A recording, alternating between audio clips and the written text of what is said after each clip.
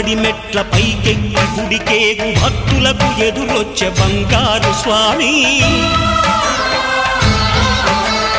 ఇరుముడులు స్పృశించి శుభమనుచు దీవించి జన బృందముల చేరే జగమేలు స్వామి తన భక్తులొనరిల్చు తప్పులకు తడబడి ఒక పక్క ఒరిగెన ఓంకారమూర్తి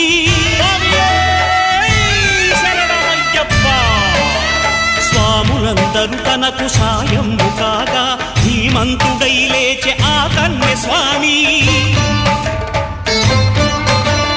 పట్టబంధము వీడి భక్తతతికై